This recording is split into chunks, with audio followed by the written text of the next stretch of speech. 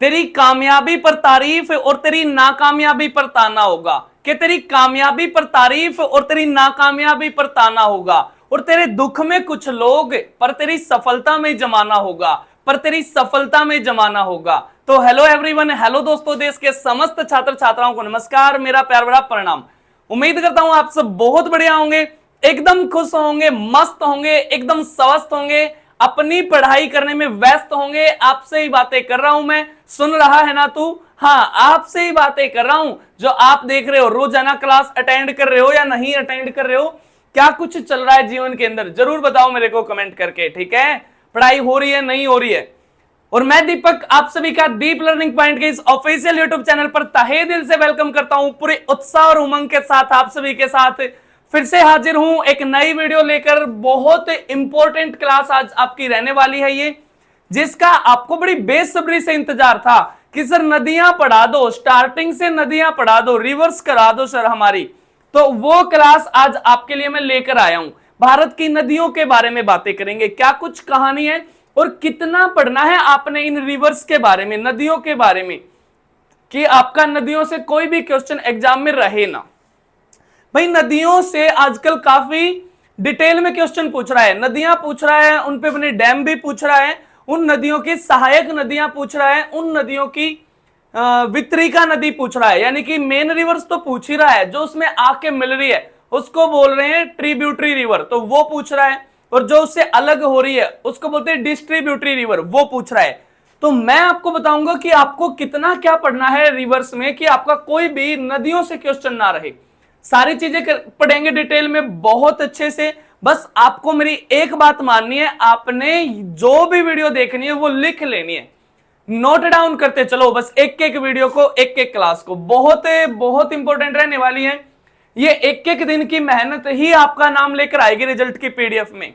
भाई एकदम से तो रोटी को भी नहीं खाते ना, सारी को बाइट बाइट करके ही खाते हो उसको, तो ऐसे ये बाइट बाइट में ही दी जा रही है आपको क्लास। एक एक क्लास इंपॉर्टेंट है आपके लिए, बहुत बहुत इंपॉर्टेंट है। तो रोजाना की क्लास रोजाना लिखा करो, ठीक है? चलो अब बातें करते हैं भारत की नदियों के बारे में। तो सबसे पहले तो बातें करते हैं जनाब, नदी कहते किसे हैं। अगर मैं आपको इसकी थोड़ी सी डेफिनेशन बताऊं, या रिवर्स, व्हाट इज रिवर, क्या है रिवर की डेफिनेशन? रिवर की डेफिनेशन है ना, आप ये कह सकते हो, a natural flowing stream of water is called river, यानी कि बहते हुए जल की एक प्राकृतिक धारा नदी कहलाती है। बहते हुए जल की एक प्राकृतिक धारा नदी कहलाती है। और नहर क्या है? नहर है जनाब a man made stream of water, flowing stream of water is called canal, यानी कि बहते हुए जल की मानव निर्मित धारा नहर कहलाती है। तो ये डिफरेंस है आपका नदी में और नहर में, ठीक है? यानी कि नहरें मनुष्य के द्वारा बनाई गई हैं और नदियां नेचुरल है। बहते हुए जल की प्राकृतिक धारा नदी कहलाती है। और जो ये नदी ऐसे बह रही है, ये नदी ऐसे बह रही है, मान लो ये कोई भी रिवर है, मान लो ये गंगा है, मान लो ये गंगा है, और इस गंगा जो है, ये गंगा तो क्या है, ये गंगा हो गई आपकी मेन रिवर, गंगा हो गई आपकी मेन रिवर, यानी कि ये हो गई आपकी मुख्य नदी, मुख्य नदी। अब सहायक नदी कौन सी है? जो इस नदी की सहायता कर रही है इसकी जलराशि बढ़ाने में, ये इसमें आके जो मिल रही है ये नदियां, ये कौन सी है? ये है इसकी सहायक नदी, यह है इसकी सहायक नदी। इन्हीं को बोलते हैं इंग्लिश में ट्रिब्यूटरी रिवर, ट्रिब्यूटरी रिवर, यानी कि ट्रिब्यूटरी का मतलब क्या है? जो उसको ट्रिब्यूट, ट्रिब्यूट का मतलब है श्रद्धांजलि देना, यानी कि ये नदियां इस मुख्य नदी को अपने जल की श्रद्धांजलि दे रही हैं। तो सहायक नदी का मतलब ये है। बात आई सर वितरिका नदी कौन सी होती है? वितरिका नदी, या इसी को बोलते हैं विखंडित नदी। तो जैसे ये मेन रिवर है गंगा, अब इस गंगा पे यहां पर बना दिया क्या? एक बैराज बना दिया, एक बैराज बना दिया, और इस बैराज से, यानी कि यहां पर बैराज बना के एक स्ट्रीम इससे यहां अलग निकाल दी गई और एक आगे चली गई, एक आगे चली गई। तो यहां पर ये जो अलग निकाली है ना, ये इस नदी का नाम हुगली है। ये वेस्ट बंगाल से अलग हुई है, गंगा से, हुगली। तो जो मेन रिवर से अलग होती है, जो मेन रिवर से अलग होती है उसको बोलते हैं वितरिका नदी, वितरिका नदी, या इसी को बोलते हैं विखंडित नदी, विखंडित नदी ये बोलते हैं। इसको इंग्लिश में क्या बोलते हैं? इसको बोलते हैं इंग्लिश में डिस्ट्रीब्यूटरी रिवर। डिस्ट्रीब्यूटरी रिवर यानी कि जो डिस्ट्रीब्यूटरी है वो नदी, मुख्य नदी के जल को डिस्ट्रीब्यूट कर रही है, कम कर रही है। क्लियर है कहानी? तो आपसे प्रश्न पूछता है कि मुख्य नदी में जल की मात्रा को बढ़ाती है। ऑप्शन में रहेगा ट्रिब्यूटरी या डिस्ट्रीब्यूटरी या बोथ। क्या बताओगे? जल की मात्रा को बढ़ाएगी ट्रिब्यूटरी रिवर या सहायक नदी, और जल की मात्रा को घटाएगी कौन सी? डिस्ट्रीब्यूटरी रिवर या आपकी विखंडित नदी। तो उम्मीद करता हूं यहां तक की तो कहानी आपको समझ में आई होगी। चलो अब आगे चलते हैं।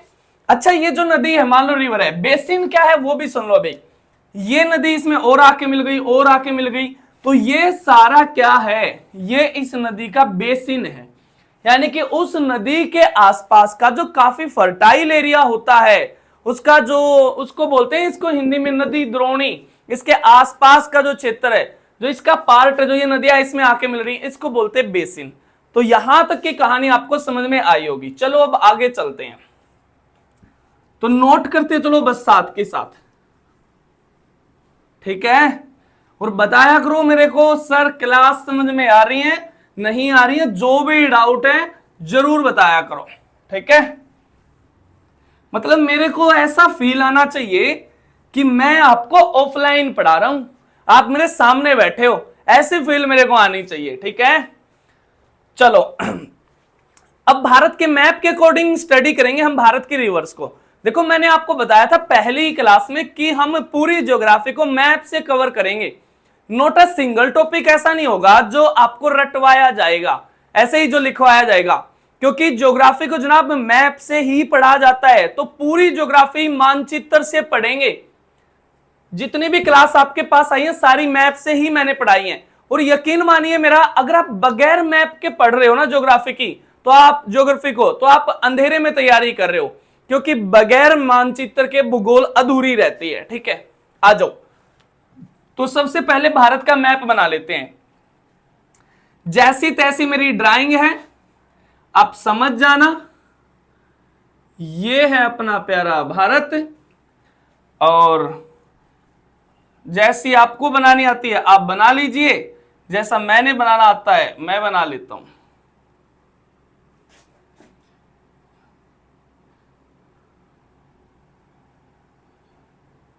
ये लो जनाब, ठीक है? यह है हमारे प्यारे भारत का मैप, ठीक है? समझ गए होगे, अंदाजा तो लगा ही लिया होगा कि हमारे ही भारत का मैप है, इतना तो अंदाजा हो ही गया है। इतनी खराब तो मेरी ये ड्राइंग भी नहीं है, तो अंदाजा हो गया आपको हमारे ही भारत का मैप है। तो इस मैप के अकॉर्डिंग जनाब भारत के मानचित्र को ध्यान में रखते हुए भारत की नदियों को दो भागों में बांटा है। जो बातें मैं आपको बोल रहा हूं ना, आप लिखते चला करो साथ के साथ, कि भारत की नदियों को सुविधा की दृष्टि से दो भागों में बांटा है। एक है आपकी कौन सी? एक है आपकी उत्तर भारत की नदियां, जो भारत की रिवर्स हैं, जो नदियां हैं उसको दो भागों में बांटा है। एक इससे ऊपर की जो नदियां हैं, यहां से ऊपर की जो नदियां हैं, मैं दूसरा मार्कर ले लेता हूं, यहां से जो ऊपर की नदियां हैं, यह है आपकी उत्तर भारत की नदियां, उत्तर भारत की नदियां। और इससे नीचे की जो नदियां हैं वो आपकी दक्षिण भारत की नदियां हैं, दक्षिण भारत की नदियां हैं, दक्षिण भारत की नदियां। तो दो भागों में बांटा है। अब बातें आई उत्तर भारत की जो नदियां हैं वो कौन सी है? अब नदियों का ओरिजिन कहां से? हिमालय से, पर्वतों से होता है। और नॉर्थ में भारत के पास एक ही माउंटेन है जिसका नाम है हिमालय। तो पहले अगर आपने हिमालय की क्लास नहीं देखी ना, तो हिमालय को पढ़ो एक बार जाके। मैंने प्लेलिस्ट में पढ़ाया आपको बहुत अच्छे से हिमालय, कैसे उसका निर्माण हुआ है, क्या कुछ कहानी है, सारी बातें डिटेल में बताई हैं। तो उत्तर भारत के अंदर एक ही माउंटेन है हिमालय, तो हिमालय से कुछ नदियां निकली। उत्तर भारत की नदियां हिमालय से ओरिजिनेट हुई हैं। तो उत्तर भारत की नदियां और दक्षिण भारत की नदियां। सबसे पहले उत्तर भारत की नदियों के बारे में बात कर लेते हैं, जो नॉर्थ इंडिया की रिवर्स है, जो नॉर्थ इंडिया की रिवर्स है, इनके बारे में बातें कर लेते हैं। इनकी क्या कहानी है जनाब? नॉर्थ इंडिया में मैंने बताया आपको एक ही माउंटेन है हिमालय, और हिमालय से तीन नदियां निकली, हिमालय से तीन नदियां निकली। एक नदी निकली आपकी गंगा, एक नदी निकली है गंगा, और एक नदी निकली है सिंधु, सिंधु, और एक नदी निकली है ब्रह्मपुत्र, ब्रह्मपुत्र। ये 3 नदियां आपके हिमालय से ओरिजिनेट हुई है, यानी कि इनमें भी और आएगी। वैसे एक सतलुज नदी, उसके बारे में बातें करेंगे, लेकिन वो सतलुज सिंधु के साथ ही पढ़ी जाएगी, इसलिए मैंने सिंधु को लिख दिया है, ठीक है। तो गंगा, सिंधु और ब्रह्मपुत्र अपने आप में इतनी बड़ी नदियां हैं, इतनी बड़ी नदियां हैं कि इनको अलग अलग करके पढ़ेंगे। गंगा रिवर सिस्टम अलग पढ़ेंगे, सिंधु रिवर सिस्टम अलग पढ़ेंगे और ब्रह्मपुत्र रिवर सिस्टम अलग पढ़ेंगे। तो ये 3 तो हम अलग से पढ़ेंगे। काफी वाइड रिवर्स हैं ये, इनको बहुत अच्छे से पढ़ेंगे। बातें आई जो दक्षिण भारत की नदियां हैं, इनको फिर से सुविधा की दृष्टि से 2 भागों में बांटा है। दक्षिण भारत की जो नदियां हैं, मैं यहां पर लिखता हूं south India reverse. South India की जो रिवर्स हैं, जो नदियां हैं, उनको फिर से 2 भागों में बांटा है। एक वे नदी जो आपकी बे ऑफ बंगाल में जा गिरती है, बे ऑफ बंगाल में जा गिरती है, और एक वे नदी जो अरेबियन सी में जा गिरती है, जो अरब सागर में जा गिरती हैं, ठीक है। यहां से अगर आप देखेंगे, यहां से मैं आपको दिखाता हूं, यहां पे क्या है, ये बंगाल की खाड़ी है ना, और यहां पे क्या है, अरब सागर है। तो एक हो गई बंगाल की खाड़ी में गिरने वाली नदियां, एक हो गई अरब सागर में गिरने वाली नदियां। या आप ऐसे कह सकते हो पूर्व की ओर बहने वाली नदियां, पूर्वी घाट की ओर बहने वाली नदियां, या आप कह सकते हो पश्चिमी घाट की ओर बहने वाली नदियां। तो ऐसे इनको बांटा है। बातें आई यहां पर सर कौन सी नदी आएंगी, उसके बारे में बातें करते हैं, और यहां पर कौन सी आएंगी। यानी कि आज इस वीडियो में सिर्फ आपको यह पता चलेगा कि टोटल हमने कौन सी रिवर पढ़नी है और कितनी रिवर पढ़नी है, उसके बारे में बातें करेंगे। इसको मैं यहां से इरेज करता हूं। अब सबसे पहले तो बात करते हैं जो बंगाल की खाड़ी में जो नदियां आके गिरती हैं, जो बंगाल की खाड़ी में नदी आके गिरती है, सबसे पहले हो जाएगी आपकी दामोदर, दामोदर, फिर हो जाएगी आपकी स्वर्ण रेखा, स्वर्ण रेखा, फिर हो जाएगी आपकी वैतरणी, वैतरणी, फिर हो जाएगी आपकी ब्राह्मणी, ब्राह्मणी, फिर हो जाएगी आपकी महानदी, महानदी, फिर हो जाएगी आपकी रूसी कुल्या, रूसी कुल्या, फिर हो जाएगी आपकी रूसी कुल्या के बाद गोदावरी, गोदावरी, और फिर हो जाएगी आपकी कृष्णा, कृष्णा, और फिर हो जाएगी आपकी एक छोटी सी नदी आएगी पेन्नार, पेन्नार, और फिर हो जाएगी आपकी एक बहुत इंपॉर्टेंट नदी कावेरी, कावेरी। यहां लिखता हूं मैं, यहां पर लिख देता हूं कावेरी, अगर आपको उधर दिखाई नहीं दे रहा तो कावेरी। और कावेरी के बाद हो जाएगी एक नदी वैगई, वैगई, और फिर लास्ट हो जाएगी आपकी ताम्रपर्णी, ताम्रपर्णी, एक ये हो जाएगी। यानी कि ये नदियां पढ़ेंगे हम बहुत अच्छे से डिटेल में, जो बंगाल की खाड़ी में जा गिरती हैं। कितनी नदियां हो गई हैं ये आपकी 1 2 3 4 5 6 7 8 9 10 11 और 12, यानी कि 1 दर्जन नदियां पढ़ेंगे हम जो बंगाल की खाड़ी में जा गिर रही हैं।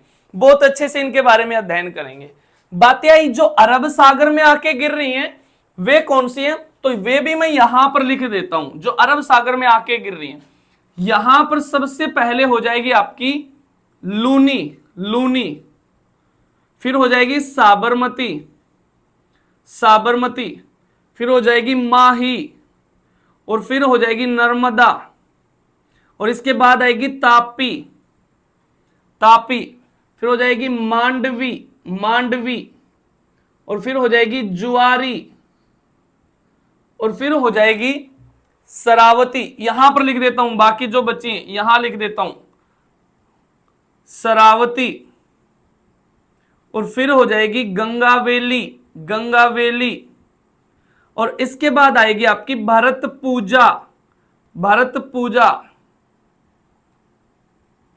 और फिर आएगी आपकी पेरियार, पेरियार, और फिर आएगी आपकी लास्ट में पंबा, पंबा। अब ये कितनी हो गई है इसको भी काउंट कर लेते हैं। 1 है, 2 है, 3 है, 4 5 6 7 8 9 10 11 और 12, यानी कि 1 ही दर्जन ये हो गई हैं। तो 12 नदियां ये हो गई हैं, 12 नदियां ये हो गई हैं, और 3 ये हो गई हैं, यानी कि 24 और 3 27, और साथ में इनकी सहायक नदियां। तो ये सारी रिवर्स पढ़ेंगे हम, बहुत अच्छे से पढ़ेंगे, डिटेल में पढ़ेंगे, ठीक है। तो ये आज सिर्फ बेसिक सी क्लास मैंने आपको बताई है कि नदियों में हमने क्या पढ़ना है और कैसे पढ़ना है और कैसे भारत की नदियों को बांटा है, उसके बारे में मैंने आपको बताई है बातें, ठीक है। अब बातें आई, इसमें दो चार बातें अभी सुन लो जो इससे निकली हैं, जो नदियां सिंधु, इससे हिमालय से या नॉर्थ में जो पढ़नी है हमने, गंगा पढ़नी है, सिंधु पढ़नी है, ब्रह्मपुत्र पढ़नी है। हालांकि आपकी एक है सिंधु और एक है आपकी सतलुज और एक है आपकी ब्रह्मपुत्र। सिंधु, सतलुज और ब्रह्मपुत्र, ये तीन नदियां है ना, ये हिमालय के उत्थान से भी पहले की हैं। ये तीन नदियां तो इनको ना एंटीसीडेंट रिवर बोलते हैं, ये पूर्वगामी नदियां हैं, हिमालय के उत्थान से पहले की हैं। जब इनके बारे में बातें करेंगे तो इनके बारे में डिटेल से जानेंगे। बातें यहां की नदी और यहां की नदी, इनमें क्या मेजर डिफरेंस है, यानी कि जो बंगाल की खाड़ी में नदियां जाके गिरती हैं और जो यहां अरब सागर में जाके नदियां गिरती हैं, इनमें क्या डिफरेंस है। इनमें सबसे बड़ा डिफरेंस तो ये है, ये जो नदियां हैं ये डेल्टा का निर्माण करती हैं, ये नदियां डेल्टा का निर्माण करती हैं और ये नदी एस्चुरी का निर्माण करती है, एस्चुरी का निर्माण करती है, यानी कि एस्चुरी को बोलते हैं ज्वारनद मुख, ज्वारनद मुख। बात आई सर क्या होता है ये डेल्टा और ये ज्वारनद मुख, तो डेल्टा क्या होता है, पहले डेल्टा के बारे में बातें करते हैं। आपने है ना मैथ में पढ़ी होंगी रूट ऑफ इक्वेशन, पढ़े थे ना इक्वेशन के रूट्स, अल्फा बीटा गामा, जैसे ऐसे पढ़े थे, अल्फा बीटा गामा और डेल्टा, ये था डेल्टा, ठीक है। यानी कि जब नदी लास्ट में बिल्कुल समुद्र से मिलती है लास्ट में, तो ऐसे ट्रायंगुलर शेप में फैल जाती है, ऐसे फैल जाती है नदी, ठीक है, ऐसे त्रिभुजाकार में फैल जाती है, ऐसे रेत डिपॉजिट कर देती है, जो अवसाद यहां जमा कर देती है, ऐसे फैल जाती है। तो इस आकार के कारण ही ये कैसा आकार बन गया है, ये डेल्टा का आकार बन गया है। तो बंगाल की खाड़ी में गिरने वाली सारी नदियां डेल्टा का निर्माण करती हैं। क्यों करती हैं, क्योंकि इनकी लंबाई ज्यादा है और साथ में इनकी जो स्पीड है ना, इनकी जो स्पीड है वो कम है जनाब, इनकी स्पीड कम है, इनका वेग कम है। तो ये धीरे धीरे समुद्र के तट पे ट्रायंगुलर शेप में फैलती रहती हैं और रेत को वहां पे जमा करती रहती हैं, सेडिमेंट्स में डिपॉजिट करती रहती हैं। बातें आई, ये वाली जो नदी है ये डेल्टा का निर्माण नहीं करती, ये निर्माण किसका करती हैं, ये ज्वारनद मुख का करती हैं। सबसे पहले तो ये जान लो कि ज्वारनद मुख होता क्या है या एस्चुरी बोलते किसको है। देखो ये जो नदी है, सबसे पहले ये जान लो इनकी जो लंबाई है ना, इनकी लंबाई है वो कम है, सिर्फ नर्मदा और तापी को छोड़ के। ये तो लंबी नदियां हैं जो अरब सागर में जाके गिर रही हैं, बाकी ये नदियां छोटी हैं और ये वेस्टर्न घाट से निकल रही हैं और इनका जो वेग है, इनकी जो स्पीड है वो काफी ज्यादा है। और जब इनकी स्पीड ज्यादा है तो यहां पर समुद्र में ऐसे जल होता है, ऐसे जल होता है, ये जल है। और जैसे ही नदी इसमें प्रवेश करती है तो ऐसे नदी आई तो नदी स्पीड के साथ आती है, तो इस वाले जल को यहां से हटा के यहां पहुंचा देती है, ऊपर की ओर, ऊपर की ओर, यहां का रास्ता ये खाली कर देती है।